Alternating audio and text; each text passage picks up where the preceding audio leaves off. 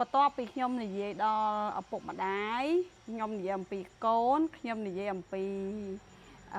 បងប្អូនបង្កើតខ្ញុំនិយាយអំពីបងប្អូនថ្លៃនៅឡើយតែខ្ញុំនិយាយអំពីមីងម្ដង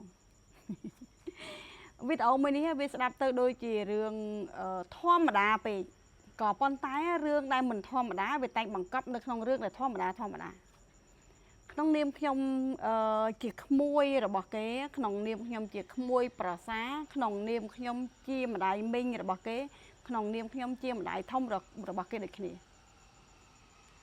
មានដែរឃើញថាមានក្មួយខ្លះគាត់ពពាក់ពពូនជាមួយនឹងម្ដាយមីងម្ដាយធំឪពុកមីឪពុកធំ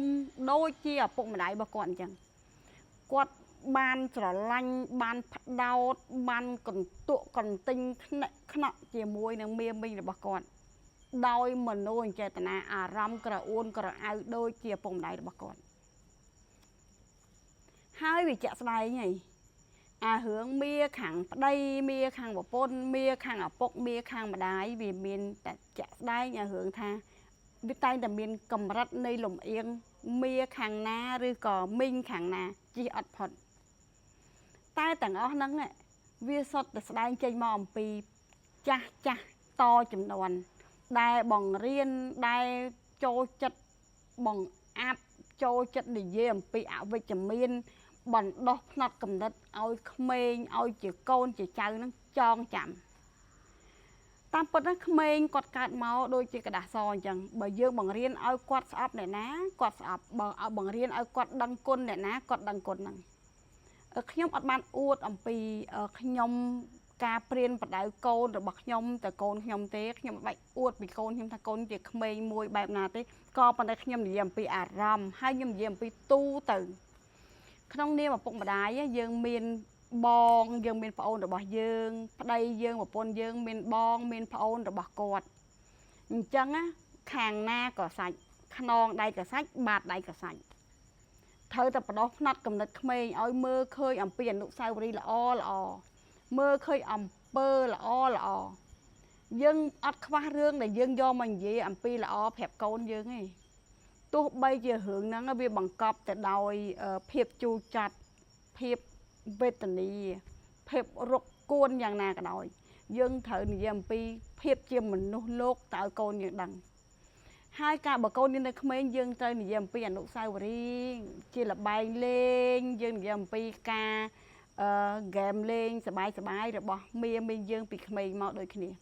ចាំកូនយើងធំគាត់ចេះគិតគ្រប់គ្រាន់យើងប្រាប់គាត់អំពីផលល្អនិងផលមិនសូវល្អដល់គាត់តែកុំភ្លេចប្រាប់គាត់ថាទោះបីជាមេឃរលំភ្នំរលាយក៏យើងមិនអាចលុបគាត់ជាប្រុសជាស្រីហ្នឹងចេញពីបញ្ជីស្នាមថាគាត់មិនមែនជាមីយើងបានដែរព្រោះវាជាសច្ចភាពទោះបីជាយើង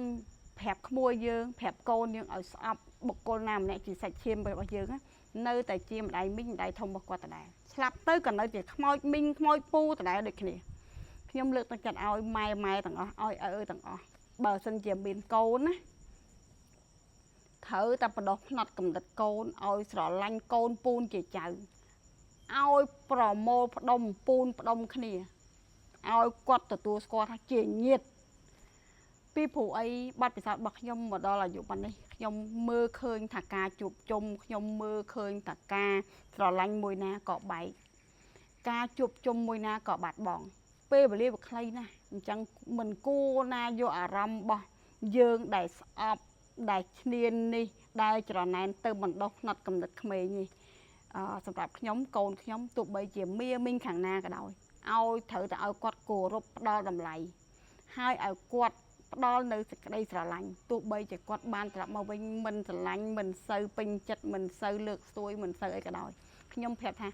អារឿងគាត់មិនឲ្យយើងដោយសារគាត់អត់មានអញ្ចឹងកូនត្រូវតែឲ្យគាត់ពីព្រោះយើងមានបេះដូងយើងនៅក្តីស្រឡាញ់ពិតប្រាកដ